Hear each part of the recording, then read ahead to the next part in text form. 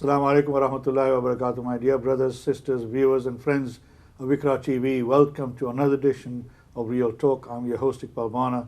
I come into your homes around this time of every Monday evening, disturbing your peace. But hopefully, when doing so, I bring to you people of interest and subjects of interest that will resonate with your day-to-day lives and also help you in making decisions about yourself and your families. We've talked about all sorts of subjects over the past 3-4 years in particular. The last 6 months we've been concentrating mainly on Palestine and what is happening in Palestine, the atrocities that have been committed and the loss of lives that have been committed over there. And we've talked about these issues and the politics around it for so long, and I'm sure people are being desanitized, but we'll keep talking about it as we go along, because this is a subject that we cannot ignore as time flows. And the more and more devastation that is being taking place over there on a day-to-day basis, the more and more people want to talk about the subject, both at a local level, internationally and institutionally. Today, I want to talk about something very important that we've spoken about before, and that is education. We know that there's huge inequalities in education within our communities. There are some huge challenges facing the schools as well as children and families in our communities. Although we have some pockets of excellence in some areas, we know that some sections of our communities are doing quite well, particularly young Muslim women who've come out over the last few years, particularly Pakistani young Muslim women who are coming out with some good grades. But one of the other things I've noticed over the last 2 years or so, when I've come across some of these very professional, highly professional people, that a lot of them have also started to revive their religion, and they've actually become much better Muslims. And their practice is much better than those like me, for example, who no education whatsoever. So they've got the best of both worlds. Now I have with me two experts around education, also around Islam and what Islam means in terms of educating young people. One of them has been on my program before, so you may recognize him, is Yasser Master from Dewsbury. He was one of the founder members of Paradise School and Rida School, which many of you may have come across. And I've also got Afseen Akhtar, who is the global director of an organization called Educating Excellence, which is the organization that Yasser and his colleagues set up some time ago. So I'm really, really deeply honored that the two of them have joined me here today. Assalamu alaikum wa rahmatullahi wa barakatuh. Welcome to Real Talk. Thank you very much for taking some time out of your busy schedules. Yasser, this is not the first time you've been here. I'm delighted to have you again. And I've seen you are a local person, but first time here, so welcome. Thank you for joining me. Education is an important subject that touches everyone's lives. Every family is sometimes distraught by the achievement or lack of achievement of their children. And these are some of the issues that challenges families all the time. There are also structural issues in communities as well. We know that in some cases there are historical sort of issues in terms of racism or the curriculum not reflecting sort of some of the background history of people from the Asian subcontinent, for example. So, we don't get the true picture of educating.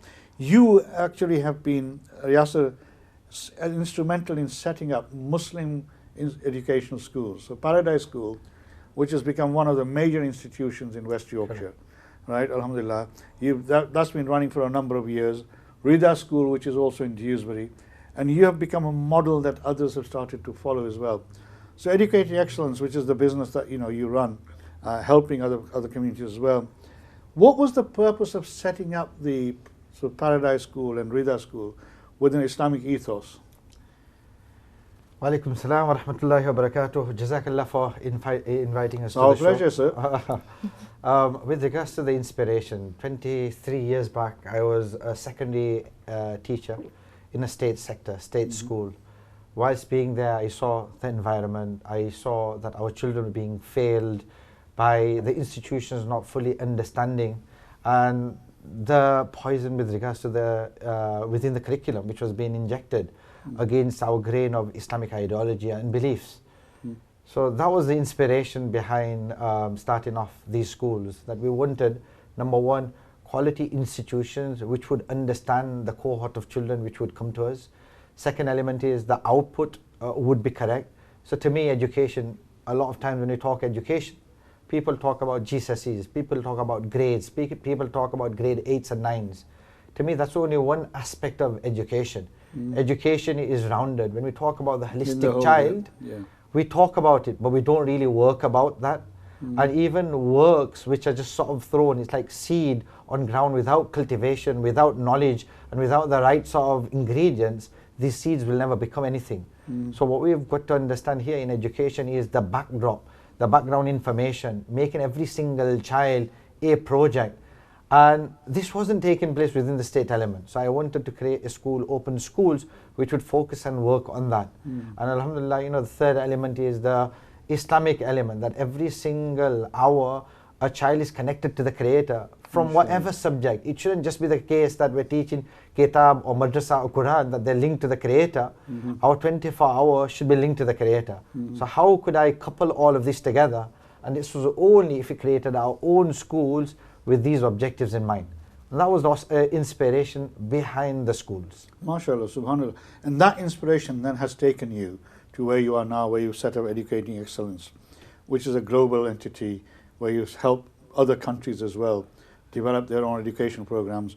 You've also set up sort of nurseries, Islamic focused nurseries in this country. Do you say you had 6 of them in this country at the moment? And you've got some tuition centers as well. Now all these, I presume, have got Islamic ethos within their core activity. Correct. So everything I do, I ask the why question. And it's all about intention. What's the intent of doing what we're doing? So anything and any service which I'm providing, there's got to be an intent to it. So for example, the intent of the nurseries, this is the rudimentary of education. The foundation, The foundation needs to be solid in twofold. Number one, academically. You see, for too long we used to hear, and I used to constantly hear, that for Islam you've got to compromise the academia, or for academia you've got to sacrifice your Islam. Why should even that question arise? Why should anyone compromise? It should be the best of both. So this is where the nurseries came, that we wanted to give a solid academic and an Islamic environment to our children. So again, second element is create an environment where our Muslim women could work and give back to the community, not only for a job, but give to the community who had super qualities. And alhamdulillah, just in the nurseries and some of the works which we do, we employ over 100 predominantly women who work in a nice, safe Islamic environment. Job is a byproduct, but they're giving back the skills and the qualities which they've got, and our children the best in that area. So that's just the why question. Now obviously we're going to go for a break. I've seen Akhtar has been sat there very quietly. You've joined the organisation recently, haven't you? I have. Wa alaikum salam, first of all, and Jazakallah for having Global me. Director, that's a nice title to have. It is, Global Director of Education, I have. And for me personally, I think, like Yasir Bhai said, it's not about just academia, it's about the full package. And for me as well personally, I don't want to do a job where I'm just thinking about the dunya. I want to think about the akhirah, not just my own, but for the future generations. And I think that was one of the things that really attracted me to this position and working with Yasir. Well, obviously, we'll after the break, we'll come back and talk more about your previous role in education, etc., etc. Yasir is a master. He's been doing this for a long time. As I say, he came on my program and shared his thoughts and ideas before, and he wants to now move that forward, and may Allah give him and his colleagues more strength. As I say, this is a subject, education, which tests all parents at some time in their life, and we all are challenged by our children in terms of their academic abilities and qualities, and people like Yasir and I've seen obviously help those parents who want to see their children thrive and improve. Don't go away, we're going for a break.